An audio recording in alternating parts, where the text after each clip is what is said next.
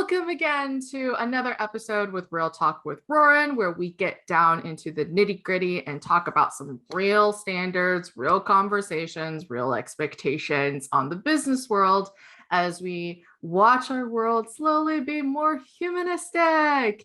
Yay! I am so excited to have this power duo to come online today with us to talk about everything from bringing on new happy human beings into your organization, into setting them up for success and collaborating with your already happy existing team of happy humans. And really at the core is growing and helping them be successful. And yes, human beings are like plants. We're just going to start with this Real Talk with Ruoyun disclaimer. And you may hear this reference multiple times. If you like the farming analogy and biz dev as a business owner, you'll like the conversations that we're having, because just like the marketing of sales, where that's one flow that's coming into your organization, the team is another flow, and they're all happy humans. And yes, we're planting seeds. So this is the episode that we talk about. We're going to talk, to give you guys a little bit of a teaser, we're going to talk about some real hard questions. All you hear nowadays is the Great Resignation, and it's not just boomers, it's a lot of millennials, a lot of Gen Zers, and it's all of that's happening. There's the worker shortage conversation. There's all of these happening. There's new titles coming out like chief of staff. We're going to talk all about that. And yes, those are trendy things. But if you've been in the sphere of recruiting and culture dynamics, like these two power duos we were talking earlier, they were like, oh yeah, that's always been happening, but we're just now coming to the surface and acknowledging it. So before we dive in, I would love to introduce these two lovely happy beings.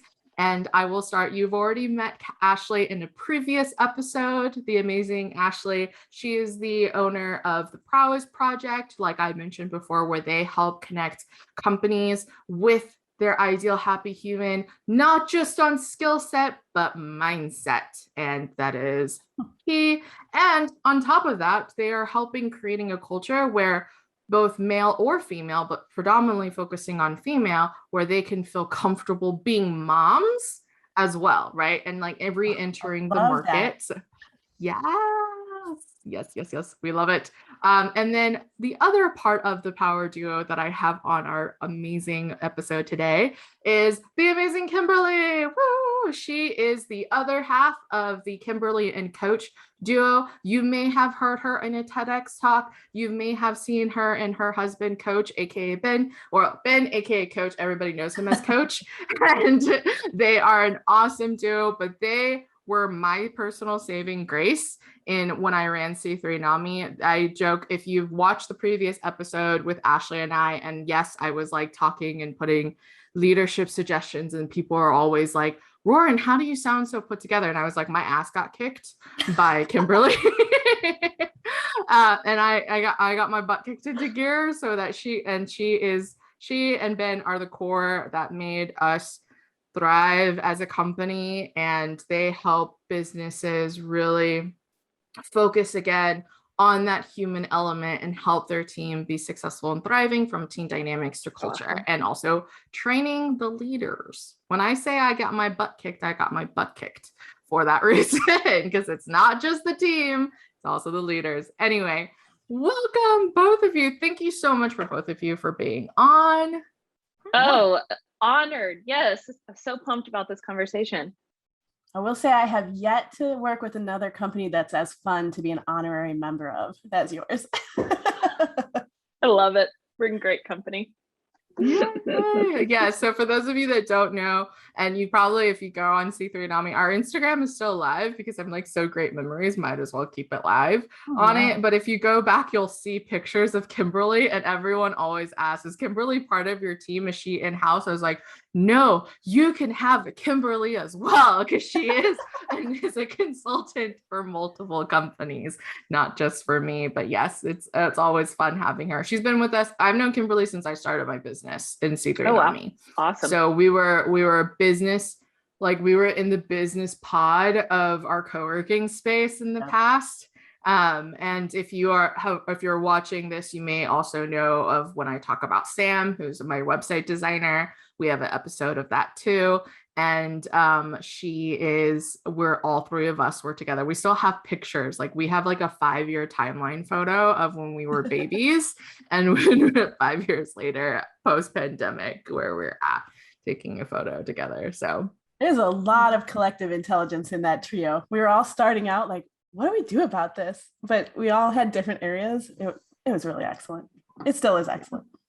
It is. And it's like watching and just like honoring each other's space as we go. But yes, so diving in. So I want to set some context, as I talked about earlier in the teaser. Let's set some context of the scene before we get down into the nitty gritty of what we have.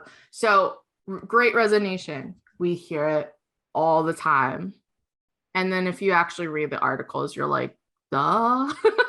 But for those that are not like in the corporate world, or they feel like it's like looking through a different lens and they're like, what? And it's like an ostrich that's their head's been in the sand and then they popped up and now it feels like it's an emergency because it's in the headlines.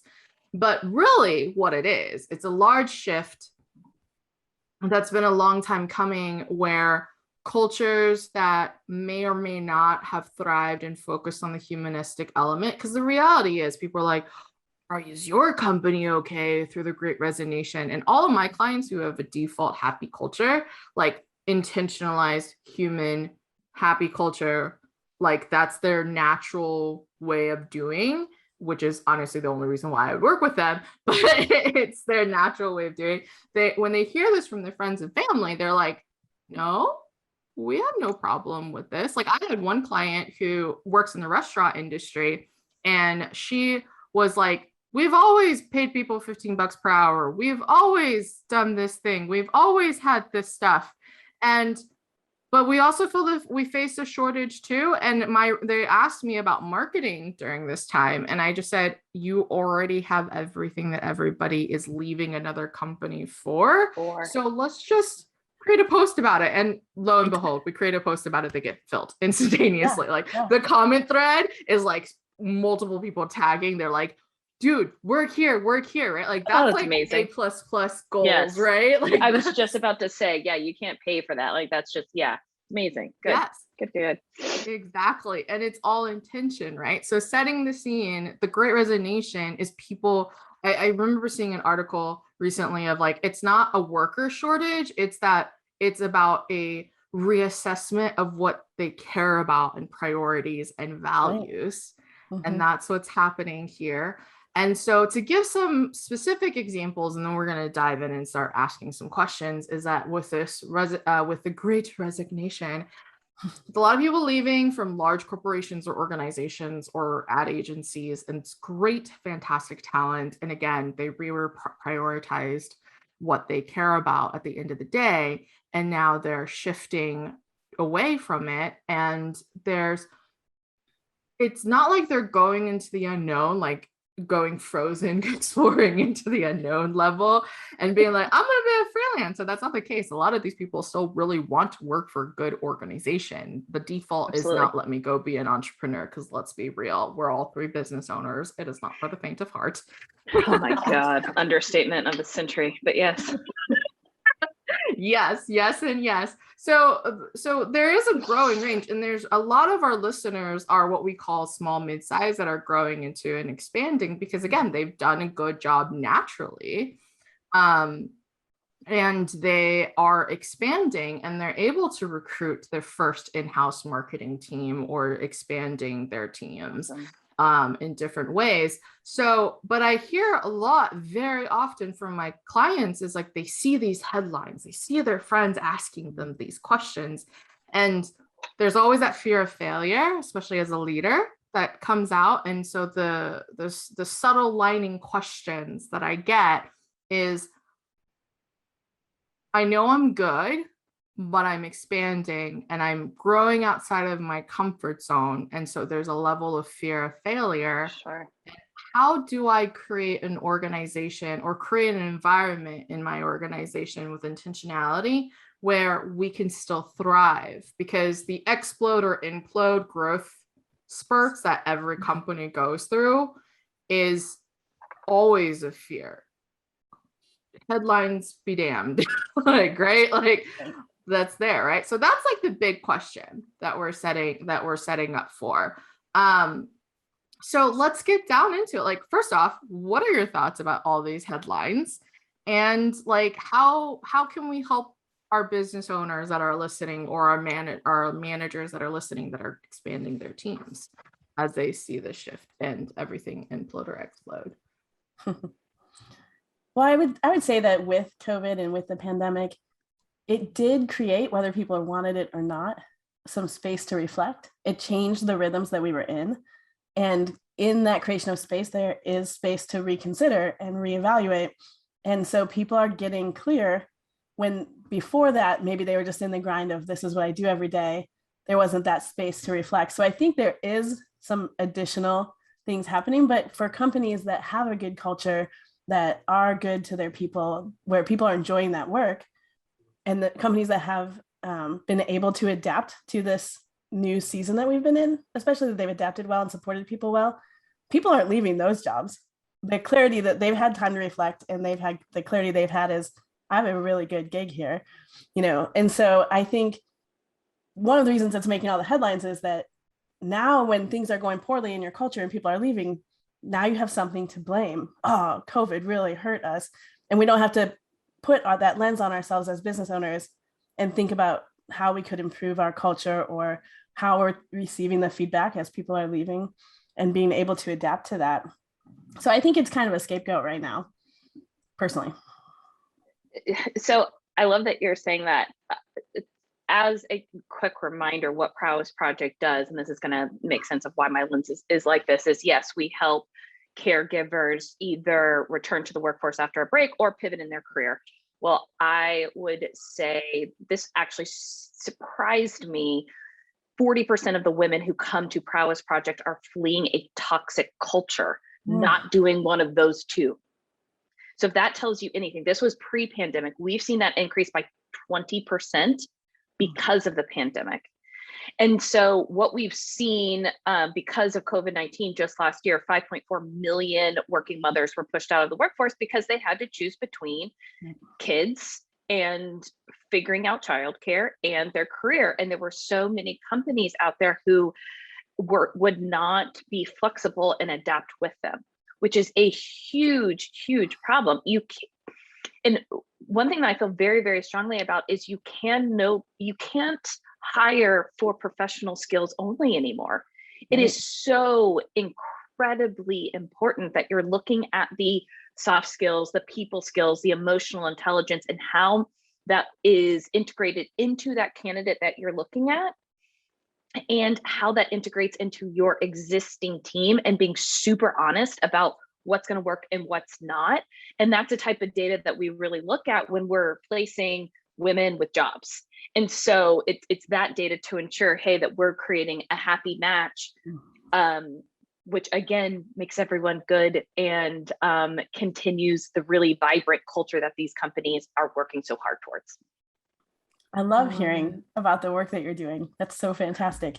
I think that as people are in hostile and toxic work environments, what COVID did is a lot of those people got to work from home.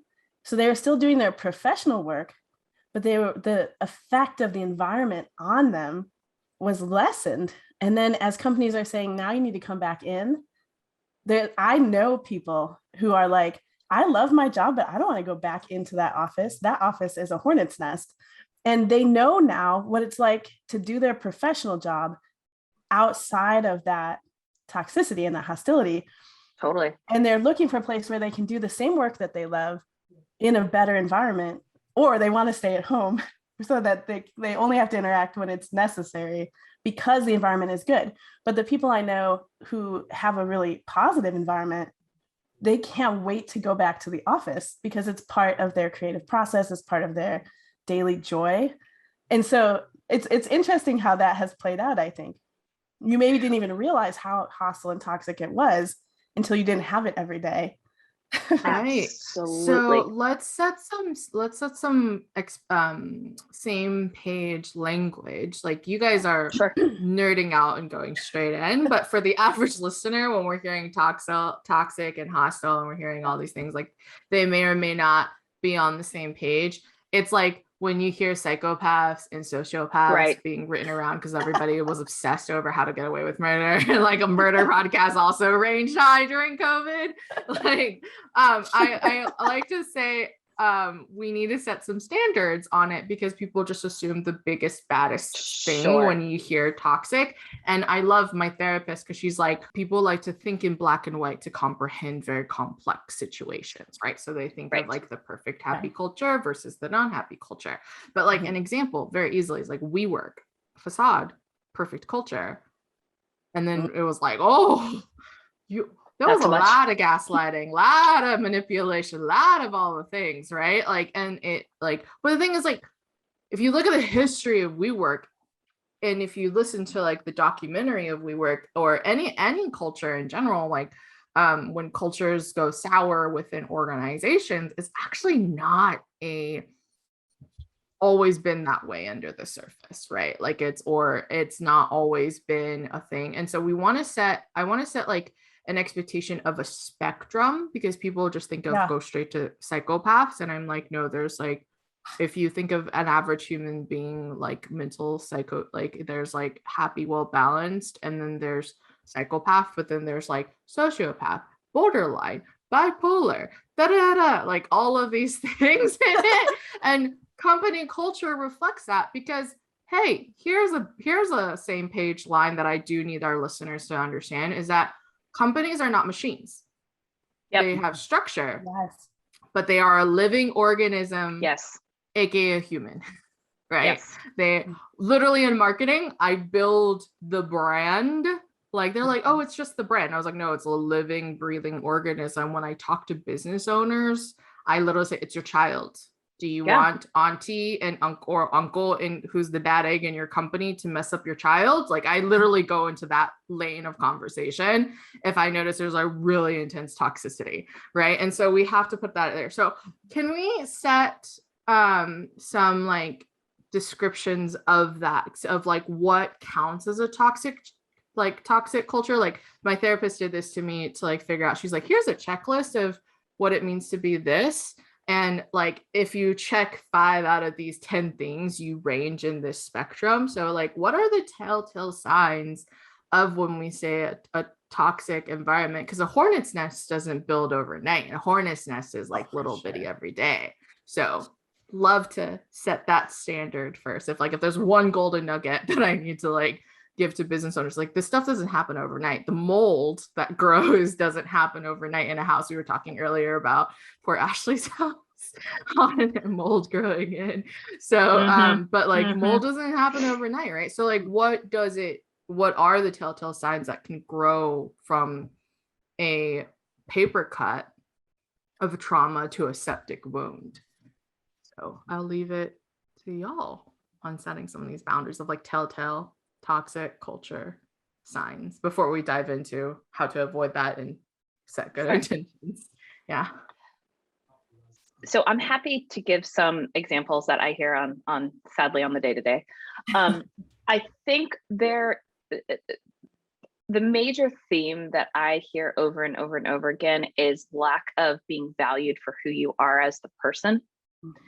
And how that can manifest, for examples, can be as little as lack of contact when you're speaking in a meeting, all the way up to sexual harassment, right? And we're talking about that massive spectrum. Now, the thing also, and you nailed it when you were talking about a company is a living, breathing organism, because the good news is with culture is it can change. And I think now more and more companies are being held to the carpet to be accountable for even the smallest toxicity. Whereas before it was really the big, bad, scary stuff that was getting put all over the headlines. So to reiterate, examples can be lack of eye contact, not taking feedback, not asking for feedback, not respecting boundaries. And again, it's not a problem when it's the first offense. It's a problem when it's the third.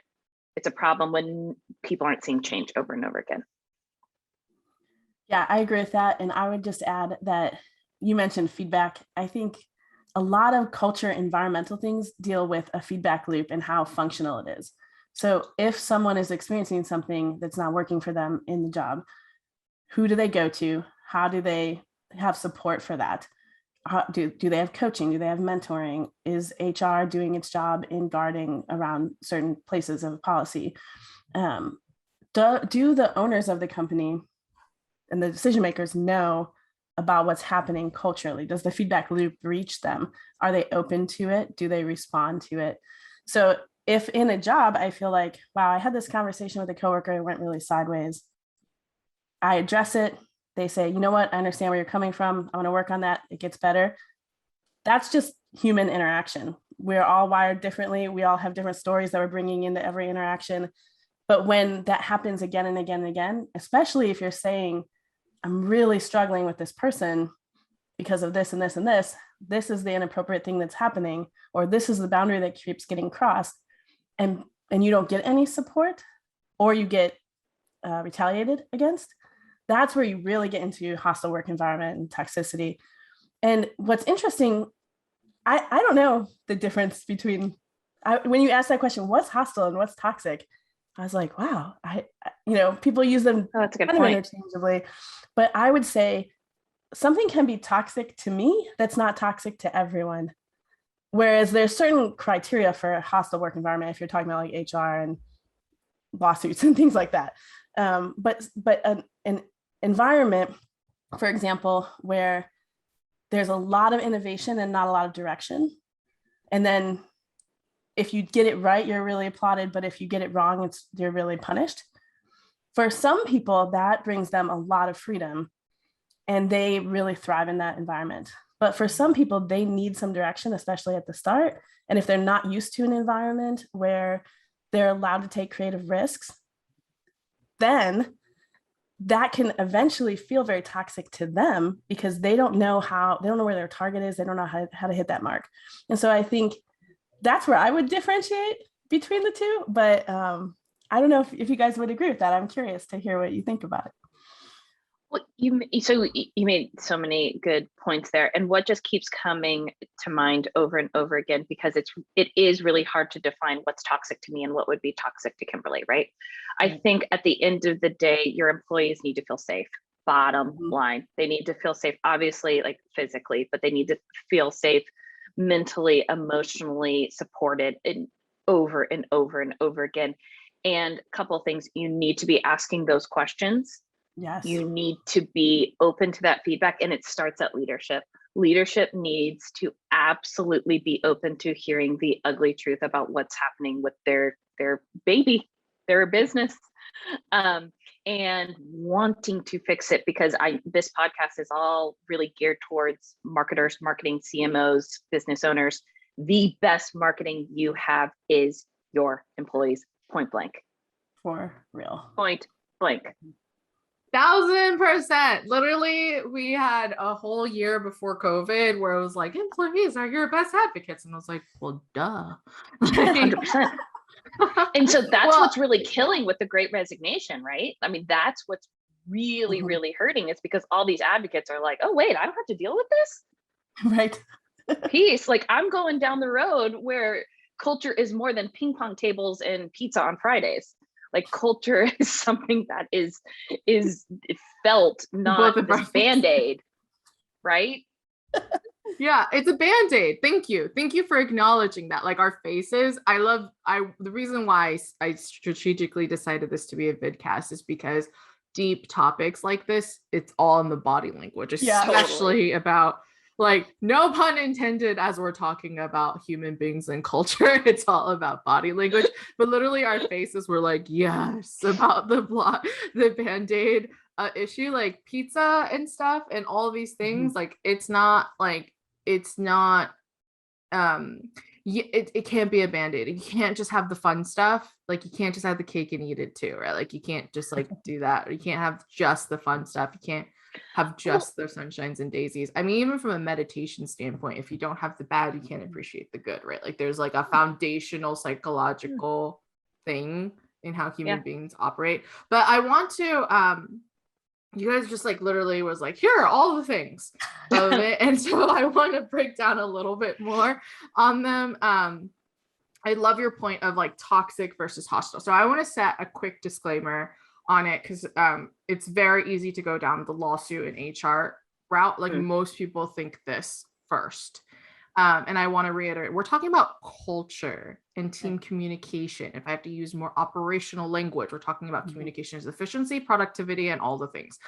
We're talking about this stuff so that you can be productive and efficient and not feel like you're ready to have a heart attack every 5,000 times, every like, or as like my favorite swoop documentary YouTuber like to say, every 3 to 5 business days having a mini heart attack and emergency fire. So like, I love if you love documentaries and SaaS, Swoop is one of my favorite YouTubers. So I will put a plug on her. She talks about the influencer realm and toxicity of that. That's a I was talking about this yesterday. Oh my God, please, yes, send me who this person is.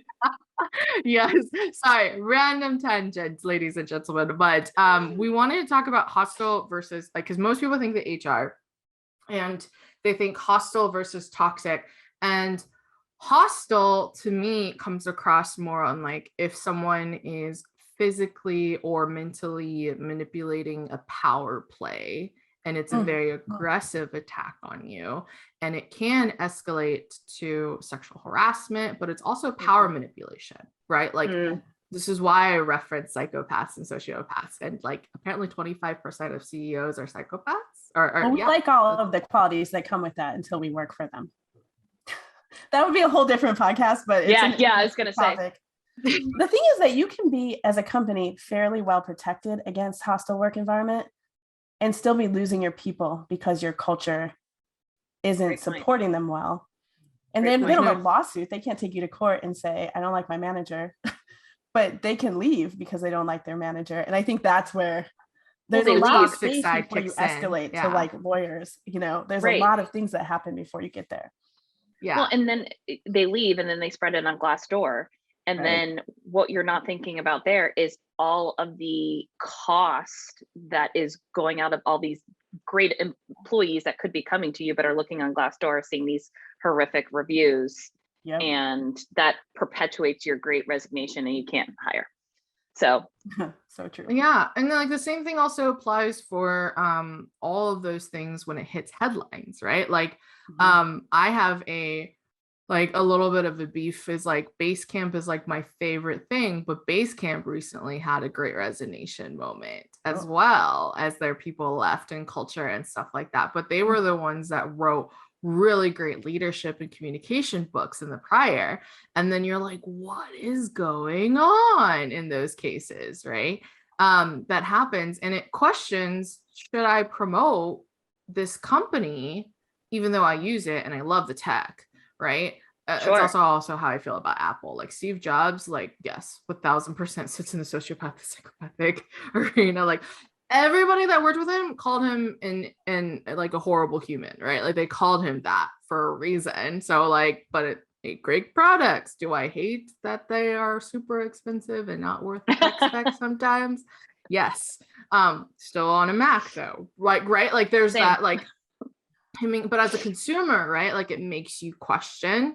And then there's, as a consumer, it's like fast fashion or sustainability and diversity and how you treat it. And then in fashion, they're like feeling it right now. And that's why you see so many of them do green initiatives. And then we borderline on green washing, right? So there's like where you just have the green labels happen in the food industry. You see this is very often consumer-based products first. So like marketing does matter. Like if you have a horrible thing, like nobody wants to work for Burger King or McDonald's or wherever. Like, and it's not just because the food is horrible, but it's also like the people don't get treated well. But McDonald's stays true because they actually have McDonald's actually hasn't been under fire. Instead, if McDonald's is having a revamp, because they're the ones that actually haven't had any HR issues. And in fact, they're actually known for doing really well franchises because they invested probably in the 80s or 90s in culture.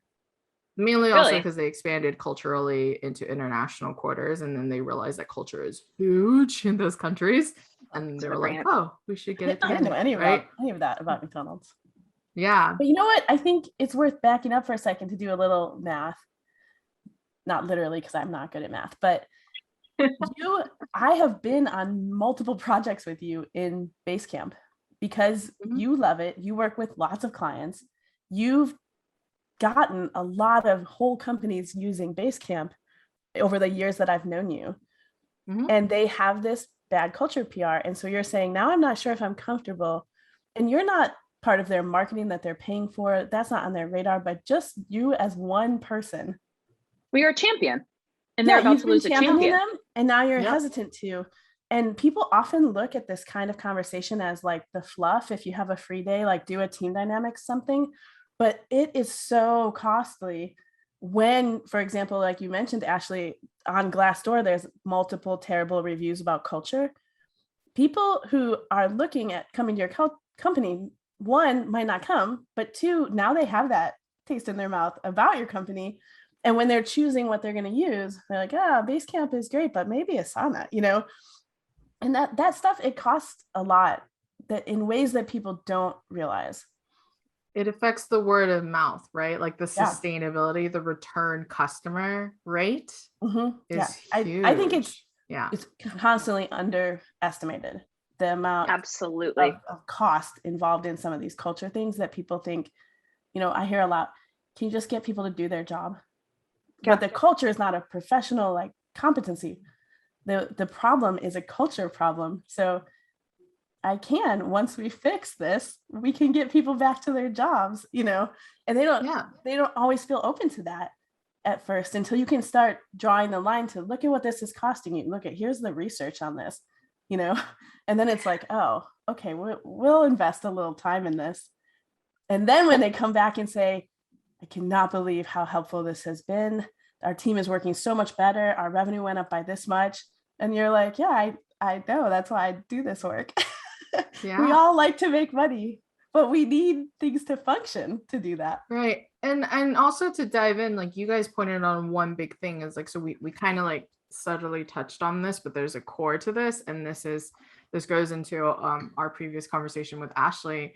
I had with Ashley about perfectionism, and it's that resistance to hearing feedback, because both of you keep going back to that point, resistance to feedback. And most typical humans are like, I'm okay with feedback. And then I'm like, are you really okay with that type of feedback? Because it's real vulnerable, friends. That's if what you want is perfectionism, then you absolutely have to have feedback. Well, but also is perfectionism, like, do you really want that? Like, when I think of perfect, I think of boring, quite frankly. And I don't know if it's because I care so much about the human brand, but no one's perfect. So, but a perfect brand wouldn't be, it sounds sterile. It sounds, I always say this, sugar-free vanilla, like, boo. Yeah. Well, like, so let's put that in perspective a little bit. And then I'm really curious about digging deep and about being comfortable with feedback and the vulnerability side of things. Is that you want your doctor to be perfect when they're doing surgery on you, though, right? So like, you want your doctor to be perfect. You want the person who's building the airplane that you're flying to be perfect. You want the person that's building these things. So aiming for perfection isn't the problem. It's about the fear of failure or tweaking it, right? Like, because Kimberly's point earlier is like, well, they do go hand in hand. You can't have perfection, but you have to be comfortable with feedback, right? Because Kimberly already mentioned earlier that it's the aiming for perfection is the skill, technically, but the emotional journey, right? It's like we all have a rational brain and we always have emotional brain. I personally say my rational brain is 2 steps ahead of my emotional brain, and then I hit moments of the emotions, and then I call Kimberly. So like that's what usually happened when I was a leader. Yeah, that's like my rationally will be going through all the growth spurts, aiming for the perfection, optimizing and all the things. And then emotionally, I would just like hit this bottleneck, and then I'm like explosion. And it's a very common thing because there's no feedback, there's no emotional to like feedback in it. Is that a good reflection of what you guys are talking about, this feedback loop? The feedback loop isn't necessarily the technicality of doing the thing. It's the feedback of that. It's the emotional response to that feedback that is actually what people aren't comfortable with. I think that feedback is going to be important in both things, for culture and for technical. And I was thinking about this morning. I was thinking about our podcast kind of pre-conversation. And there are times when you want perfection. I was thinking about surgeons. Like, I want my surgeon, if they ever have to cut me open, I want them to know what they're doing. You know, if I get in an accident, I need a plastic surgeon, I want them to know how to make stitches, you know. But they have to get there over a learning curve. And if they have too much perfectionism in the beginning, they won't ever perfect their craft. So we do want people to perfect their craft, and they need a feedback loop, both for the technical, like here's how you would stitch that better, and they need a feedback loop in terms of culture. And so it's a different loop, but it's still important. But I would also say that it depends on the context, because you need perfectionism if you're flying, if you're making a plane, or if you're doing a surgery. But if you are trying to, one, train an individual on anything, perfectionism is going to hurt a learning curve. And if you're trying to innovate and be creative, perfectionism is going to make people shrink back from the edges when you actually need them to be out on the edge trying things. And so there needs to be some framework around how much room for failure do you have? Because the less room you have for failure, the less that people will try to get better. And then the other thing that happens, to your point earlier, is that if you have an expectation of perfectionism, when there are mistakes, what you will get is not perfection, you will get performance. So instead of getting it perfect, they will try to make it look like it's perfect. And the last thing that you want is a surgeon who sounds like he totally knows how to do heart surgery. He's really good at talking that talk. You know, that's not what you want. And so when you have too much backlash for failure, people can't be honest about their failure, which means they can't grow, they can't learn, they can't ask for help, you know. And then what you get is the opposite of perfection. You get disasters, only you didn't know they were coming because you didn't see the signs, because people have learned to mask the signs, because failure is not allowed here. So I think you're exactly it. And this is what's coming to mind over and over again. So sure, y'all are right. A surgeon, sure, I want them to be sugar-free, vanilla perfect. Okay, fair enough. But a fun hat. That's why I learned on Grey's Anatomy.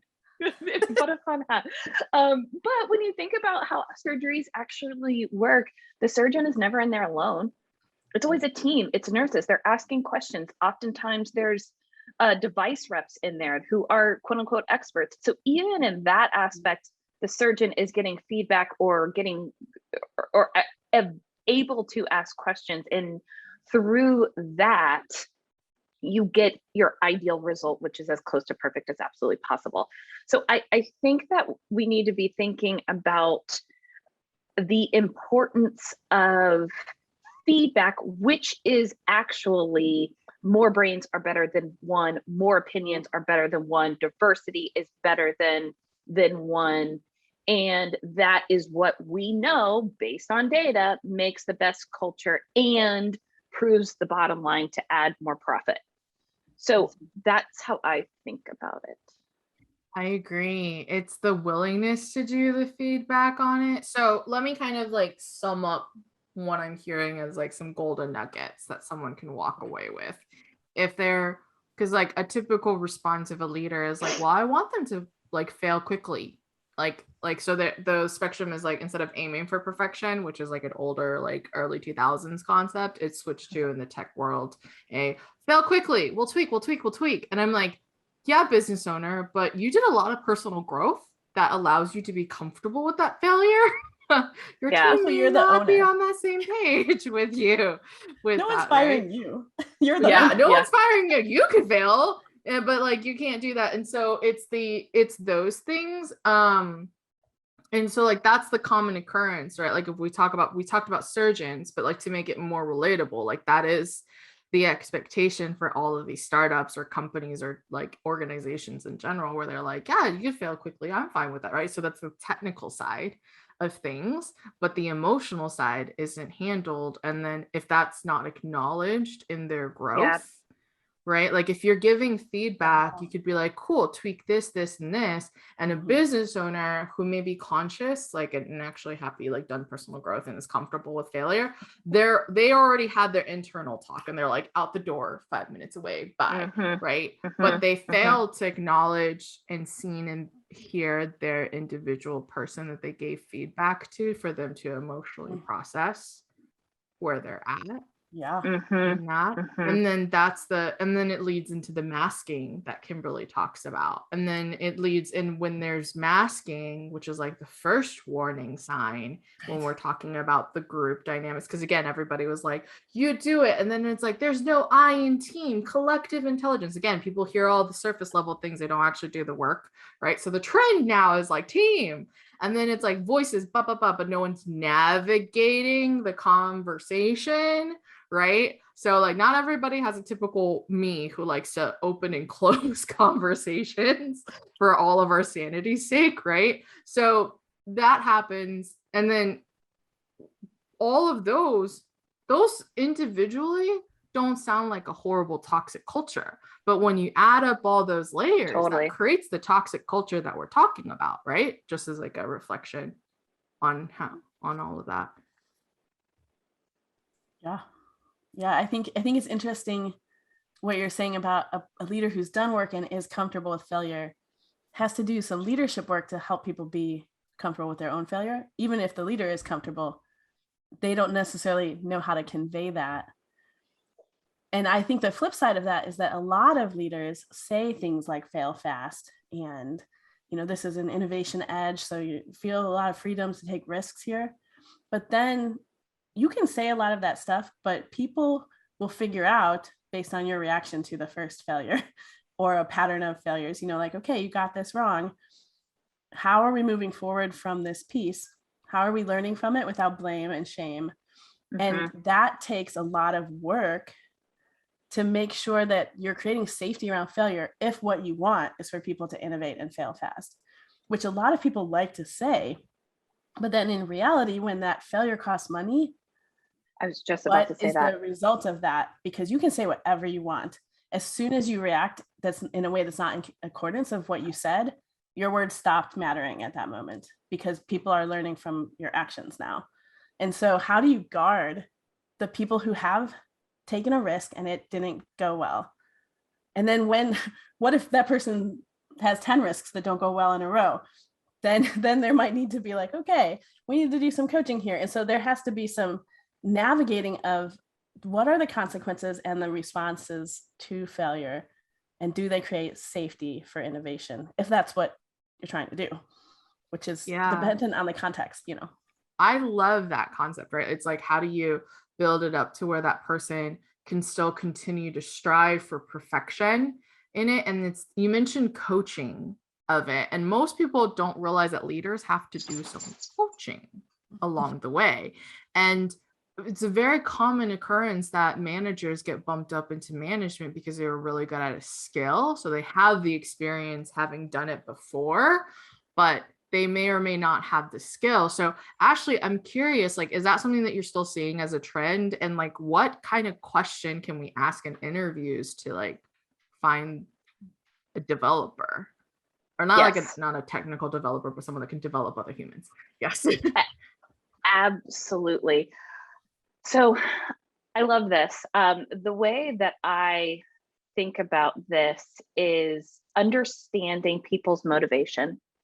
And I think we also need to get away from this idea of you can only excel and advance in your career by managing more and more people.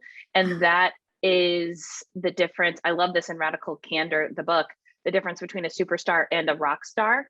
Like a rock star is someone who is an expert in their field. They want to tunnel up and know the ins and outs of whatever that skill is and they could do that with never talking to another person ever again. But the way that you motivate them is by saying, like, you are an amazing individual contributor. You can rise through the ranks and get promotions and get awards without having to bring people under you. You can mentor them, but you don't necessarily have to manage them. So there's that. Then there's the superstars. They want to take on the next challenge. They want to be moved and accelerated to the next, to the next, to the next. Oftentimes, those people are more likely to manage. As when you are recruiting and hiring, I think it's absolutely imperative that you understand the difference between the person from a superstar and a rock star, but then immediately dive into the people skills. Immediately understand, does this person value developing, that was the word you used, and you're right, other people, because that's what you're paying them to do at the end of the day. Look at many managers, they don't do their skill at all. They're in meetings all day, coaching. And if you have a rock star doing that, it's not going to be successful, most likely. Yeah, they're going to hate their life. Yeah. Well, right. You know, one thing that I would add to that, I totally agree with what you're saying, is that one of the things I talk about with businesses is that there are different currencies that people take a job for. And the traditional currencies are money and benefits, you know, salary and benefits. And so in old school thinking is that to make a person stay, you just keep giving them more salary and keep your benefits good, and then you're done, you know. But as our culture is evolving, there are a lot of other currencies in play. So it can be skill development. For a lot of people, it's mentorship. They want to be coached. They want to be mentored, especially younger generations. They want someone giving them feedback and they expect it. And so they want to know that they're going to leave this job whenever they do better at their job because they had someone in their corner that was rooting for them, you know. And so there's different, you know, sometimes people take a job because the meaning that's inherent in the company, you know, like if you take a job with Tom's Shoes, you might be just really into the mission. You know, there's different currencies. And so if you can figure out what the currency is, that's going to serve you in terms of keeping your people. And it's not going to be the same for every person, but there's a lot of evidence and statistics right now, studies being done about people leaving not jobs, but managers.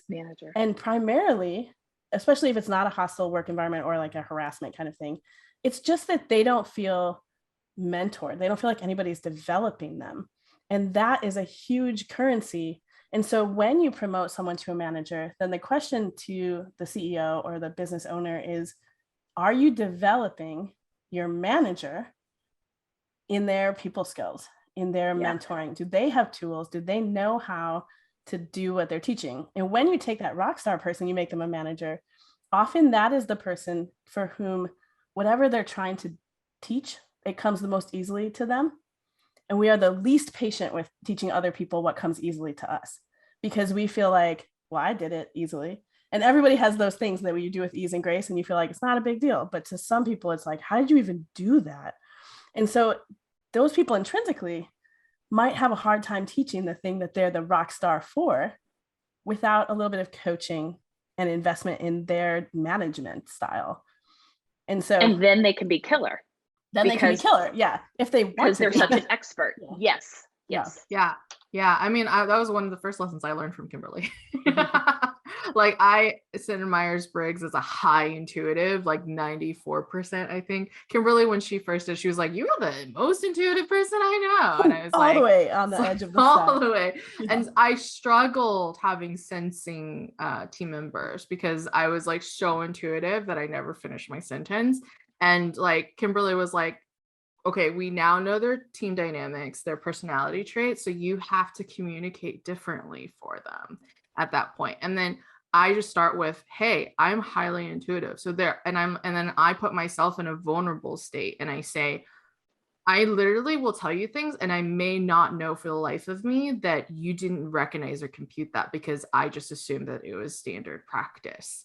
And it does not, and then I reiterate, it did not demean your credibility. It's literally an I don't know what I don't know situation.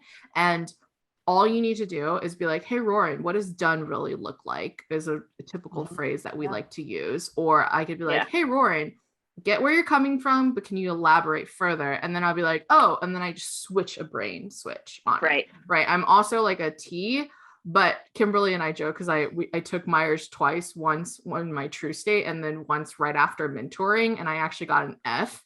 So like a feeler versus a thinker. And she was like, so we have a nice Roarin profile when she mentors. So Roarin like, sometimes sends me an email and it says, nice Roarin is done. You have to fix I feel that. I feel that. Yeah, because like I'm and it's a zone of genius, right? Like my zone of excellence is actually leadership and mentoring, but it's because it requires me to be a feeler versus a thinker. And so it's not a zone of genius. My zone of genius is to be an advisor. I'm like, here you are, let me honor you in this moment and have fun, go do. Don't make me handhold you in that. Like that's my zone of genius versus my zone of excellence. And so, and what I literally just told someone this today, I said, on the surface, from a tech standpoint, you're excellent at both. And it's that Rockstar versus superstar moment. Both of them are awesome at what they do, technically. But a superstar developing people is a zone of genius. So it does not drain their energy versus a rock star. It's a zone of excellence, or maybe great. We don't know where they land, but that it drains their energy depending on that zone. The zones it's not about technicality and skill, which is like the underlying thought process to people that if you have not walked away understanding one thing is that it's not just about technicalities or skills or optimizing a machine, it's about people. So walk away with that nugget, please. So like that's one, but like it's about energy draining, because everything in productivity is energy draining because we are not machines that work 24/7. And even a machine like my humidifier in that corner has a whirring fan because it's on 24/7 feeding the fig tree. Feeding the fig tree. I love it. Yeah. So so we've covered so many different topics. I mean, like it's an onion. Humans are onions. I say this all the time. If you watch Shrek, he uses that we are layers and we are raw and we are raw in emotions. But when we are added to a recipe, that team dynamics piece that Ashley talked about, when you're in a team, it brings it to life, right? Like that's human beings. And I want to walk away. I want to say that like there's so many layers that you could dive, and there's a vulnerability piece to it for those of you that are walking away in that conversation, and that there's no band-aid. So if we one thing from this leadership piece, like yes, we're talking about the leadership gap. Do not just send them to a conference. That's a band-aid, not an actual thing. The actual layering work is every single check-in, being comfortable in saying, here's the technical stuff. Are you cool with it? But note how in my earlier example, I said it does not demean your credibility. It's an emotional space, right? And I'm naturally known for being the most transparent and blunt person.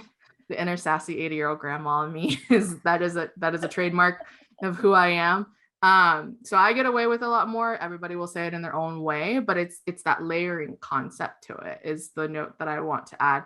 But thank you both so much for being on here with me. I love it. Is there one little nugget for them, for the listeners and the watchers, for our audience, to like that you want them to walk away with? Because it's a lot. Like this is a deep healing of wounds. Wounds take time to heal. Again, human body reference.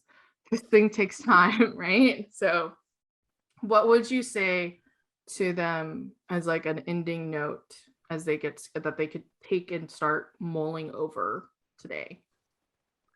The first thing that came to mind for me was just a reminder that yes, failing is hard and failing sucks to feel, but oftentimes growth is really hard and sucks to feel too, but that's not necessarily a bad thing. Growth is uncomfortable.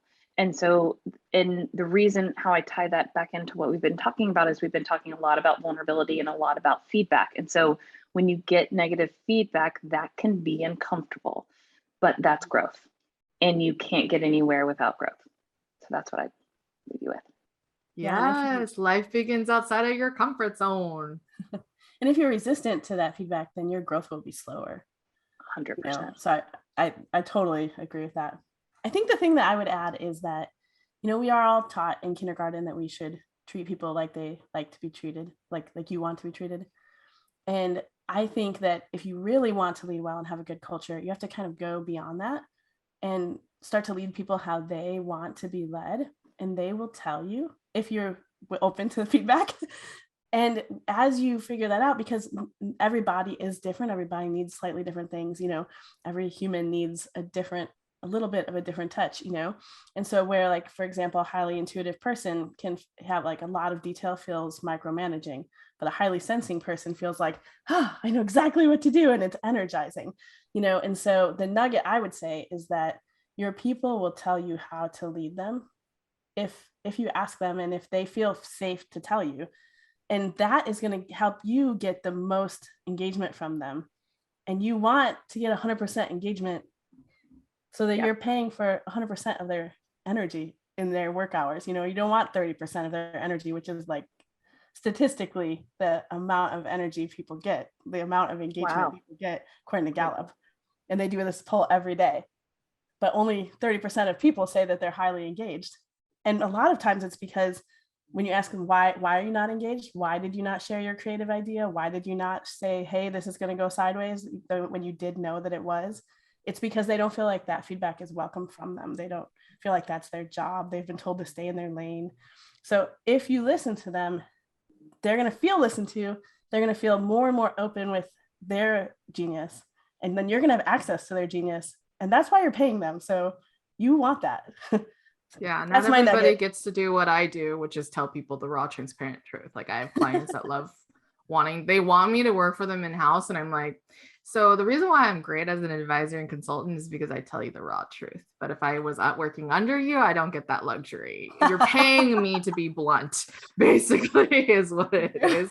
Loving compassion, compassionate challenging. That's the saying. Like, you pay me to compassionately challenge you to the next level, right?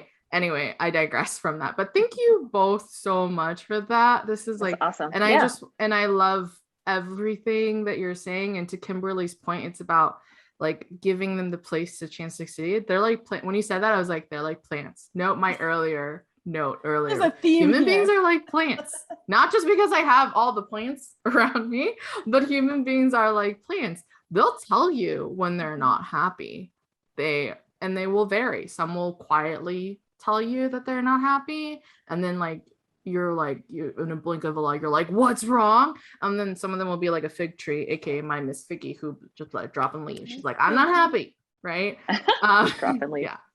Yes. She's just some people will do that, but all plants are different and they all have different needs. There's no one size fits all in that. And even like you could read all the blogs of how to treat an ENFJ or an ENFP on it, but they will still vary, right? Like it's like a fig tree. You could read all the blogs, forums, literally, but your individual fig tree will still act differently because of the environment that you put them in. So I will leave with that. Thank you both so much for being a part of this, and we will talk to y'all later. Bye.